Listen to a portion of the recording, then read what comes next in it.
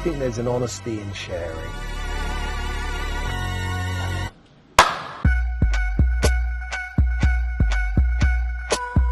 I like doing things that scare me.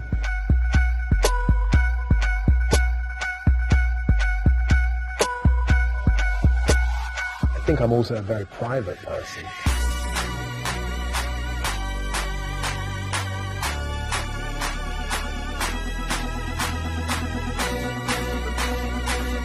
Real time with the family, I think that was the thing I learned, slowing down.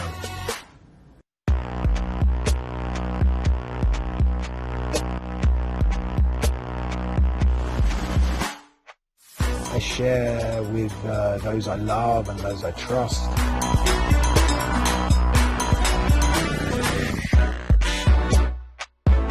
But hopefully all of that effort will mean it's very entertaining. I certainly am with my family. I think I'm also a very private person, so I have a little mixture of both. I share with those I love and those I trust, and then, as I said, I'm very private otherwise, and I protect that quite a lot. I think there's an honesty in sharing, and you have to be careful who you share with. But it's a wonderful interaction, you know. Sharing, yeah, is a demonstration of trust, I suppose.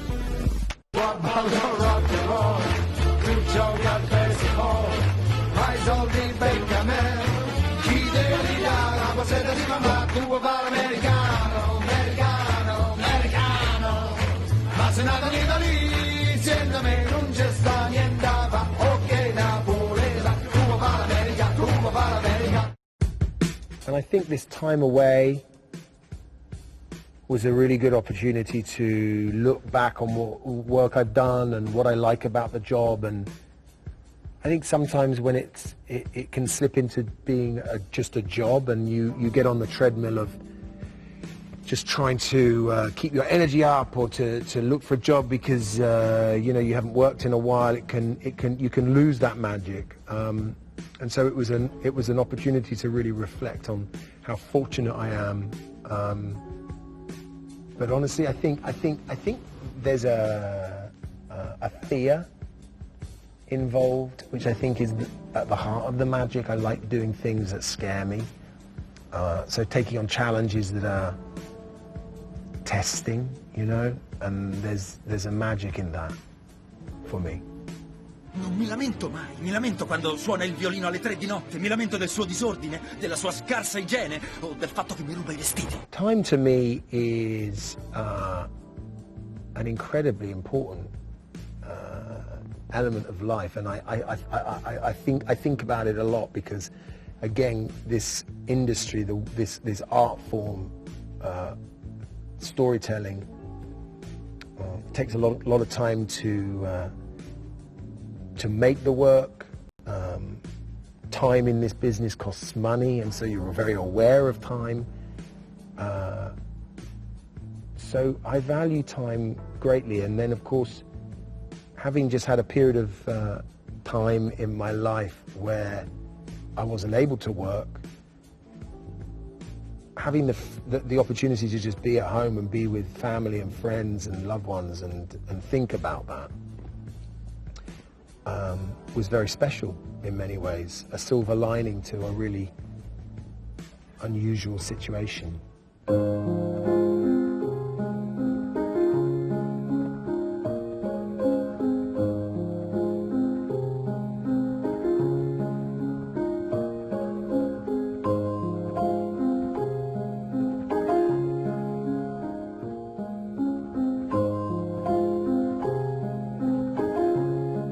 Patience. I learned to really appreciate very simple things. I'm lucky I have a little garden in my house in London, and I'd never spent so much time just looking at the garden and watching everything bloom, and then the birds arriving and the flowers arriving, and every day sitting with my coffee watching this garden come alive.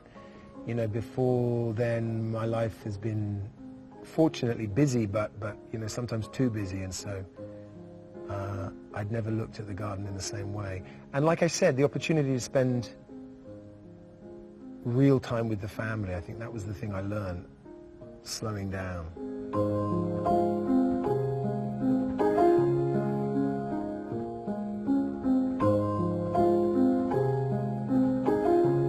It's so hard to say what will happen. I certainly believe that the demand, something that came out of lockdown, I think, for everyone was their enjoyment and their desire for content, whether it be music, whether it be theatre, art.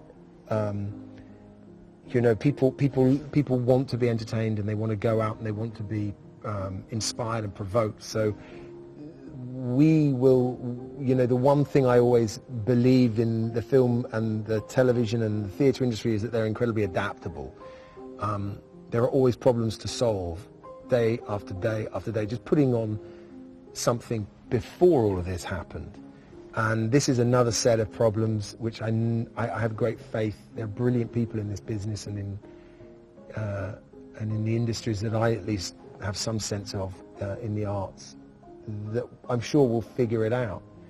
And, you know, maybe being forced to reevaluate, to look at how and what it takes to tell a story or to make a film, maybe reevaluating that, maybe something even good will come of it. I don't know.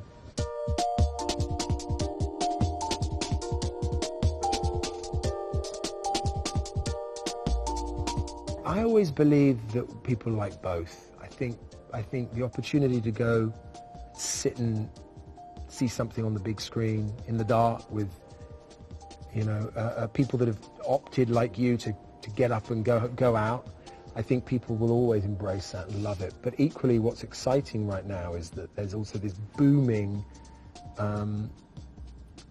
relationship with, you know, the tablet and the television. I mean, in many houses, the TV is like a cinema. It's like, you know, when I was a kid, TVs were like this big, and the picture was awful, and the sound was awful. Now, you know, most people have surround sound and these enormous screens on the TV. So I think the options are really important. And what's also exciting is that the choice for storytellers, for filmmakers, as to whether you use the medium of television in long form, limited series, or you choose that the story is better told on a cinema, as a film, as a feature film. You know, those options again are healthy. It's good to think of that, because sometimes not every story suits a 90-minute or 120-minute feature film. Some require 6 parts, 8 parts, 10 parts. So again, yeah, options and having all of those available is, I think, a healthy thing for the future. 23, take one. C'è questa cosa invisibile che ci lega tutti, mi dice.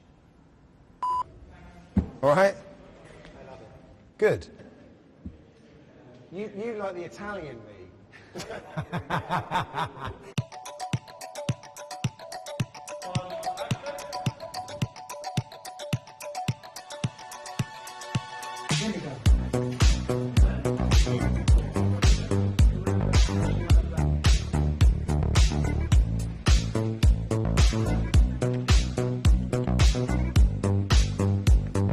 Ovunque e da nessuna parte.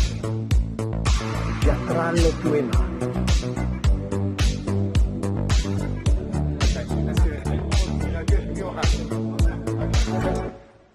Non avevo mai visto qualcosa di così grandioso.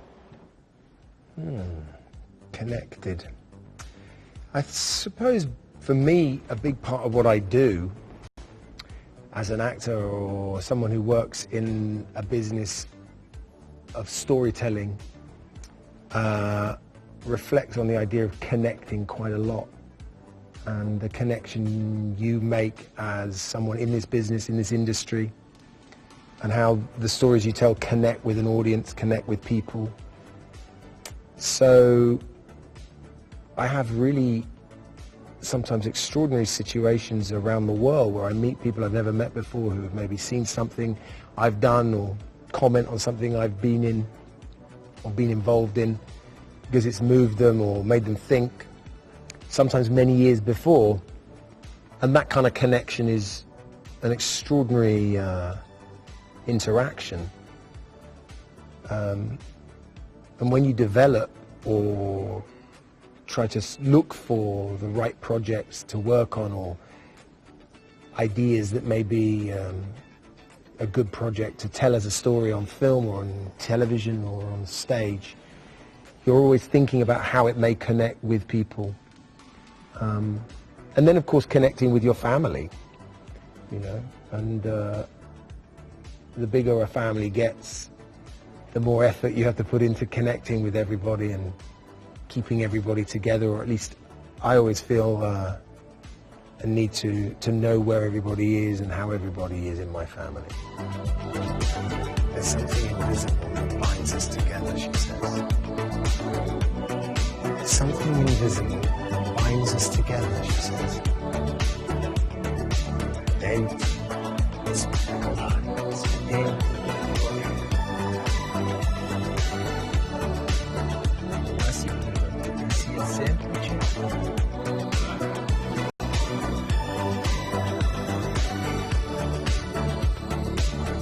No. Good.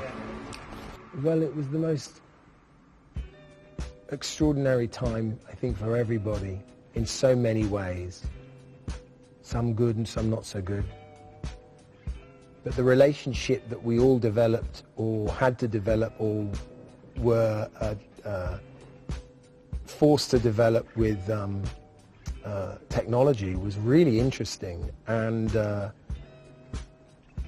I'm not someone who, prior to lockdown, had a big relationship with certainly using technology to hold conversations or meetings, but I'm now an expert. So I think, like everybody, because I was suddenly put in a situation where there were certain things, if I wanted to do or if I wanted to continue, I had to do them virtually. And then with my family, my eldest children weren't with me for the first few weeks of lockdown, so we communicated quite a lot virtually, and it was kind of extraordinary actually, because we communicated more frequently because we were aware of the distance and the possible time apart than we probably would have done if we hadn't been in lockdown. So we were doing meetings and you know, chat rooms, talking about books and films every single day. So it became a big part of our lives. In quale modo questo mondo mi amerà da adesso in poi?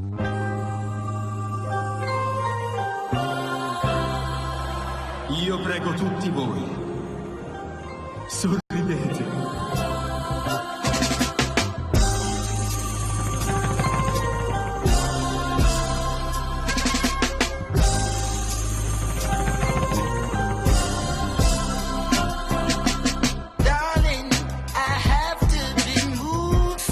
Ve l'ho detto, io non faccio miracoli.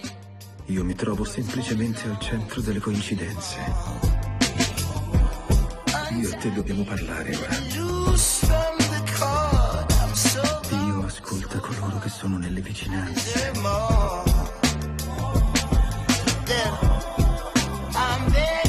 L'amore di Dio non è mai un regalo. Bisogna conquistarlo, passo dopo passo.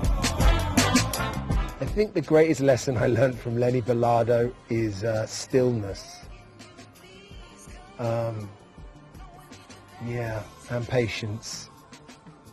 But I wish I was as bright, as intelligent as Lenny Belardo.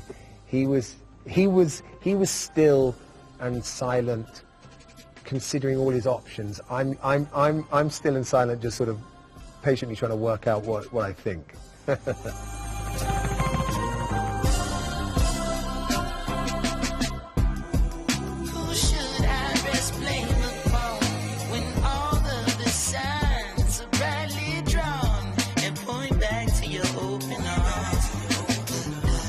Well, emotionally, I suppose it was trying to find the real man. I remember when we were developing or rehearsing, I was reading and exploring all these histories of real popes, and it wasn't helping me. I was reading all these thick biographies and historical tomes, and I went to Paolo and said, I don't know, they're not helping, I don't know what to do. And he told me to leave all that. He said, this is a man, you must play the man. So just concentrate on working out Lenny as a child, Lenny as a boy, Lenny as a teenager, Lenny as an adult, and build the man, and then he happens to be the Pope, you know? And it was a great way of playing him. So I think finding the human in him, and then quite simply the costumes were at times very hard to wear. It amazes me that sometimes these septuagenarians and octogenarians are wearing these clothes, because they weigh so much. And we were filming many of those scenes on Cinecittà in August, when it's like 40 degrees, and I'm wearing this metal mitre and 6 layers of carpet and jewels. And, it was hot, it was hard. Luckily, because I was the Pope, I had people around me fanning me like this all the time, so. As soon as possible. I've got to. Yeah. I mean, I'd go tomorrow if I could. Sadly, I can't. But as soon as I can, yeah. Maybe at Christmas. I mean, I'm going to say something so obvious, because you can go anywhere in Italy, and the first thing you must do is go for dinner. Just 1 second later that the camera goes up, you can stand up.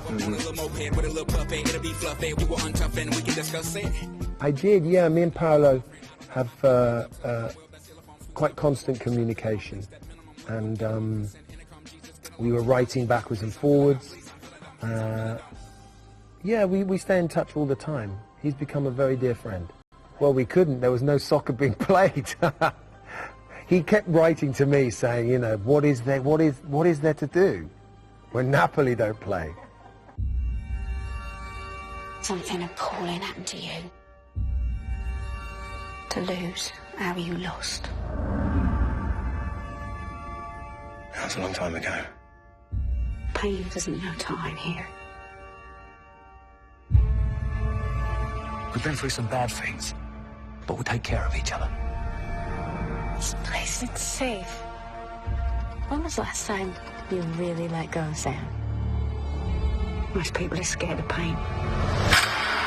Sam is a man who is running away from something very dark that happened to him, that he still carries in his heart. And he's trying to remedy something, he's trying to make something better. And by following a young child he tries to save a young child, he's led into a very peculiar world out of which he can't escape. And there are many beautiful metaphors in this journey that apply to his inner journey. I think I'm seeing things. You're here because you needed belief. But your grief wants chaos. Something happened here. Something violent. Is there someone frightening you here on the island?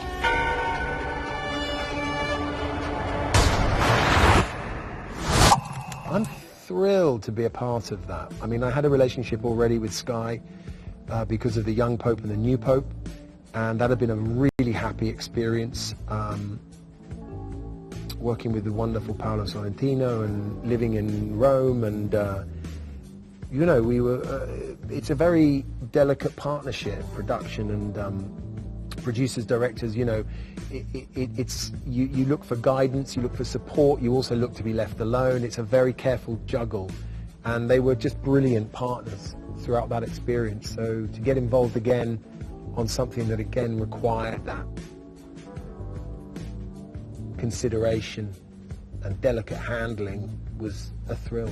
They make great stuff, so I'm thrilled to be a part of it. OC Island. Isn't it beautiful? We are going to have ourselves an adventure. This project has a long history with me. So Felix Barrett, who is the creative director and producer at Punch Drunk Theatre, is a very old friend of mine, and I'd admired his interactive theatre for many years. We talked about something that we could do together. He had an idea many years ago that he wanted to tell a story on the screen and that somehow came to life. And I thought it was a great idea, and I never thought it would happen because it sounded too futuristic, too crazy, too adventurous. And then he came back 6 years later with this incredible script written by Dennis Kelly, who I also have a great relationship with because I've worked with before. Know you. It will love you back. Everyone here is acting like something bad's going to happen. And Mark Munden, the brilliant Mark Munden, at the helm to direct, and Philippa Lowthorpe to direct the second chapter. There were too many great people involved. Plan B Producing, a fantastic production house out of Los Angeles. And it was a wonderful part, but I have to say it was the hardest thing I've ever done, and it nearly killed me. I was so emotionally and physically destroyed by this film because it's something that required every day all of us to give 100%. And it's not only emotional but also very, very physical. But hopefully all of that effort will mean it's very entertaining.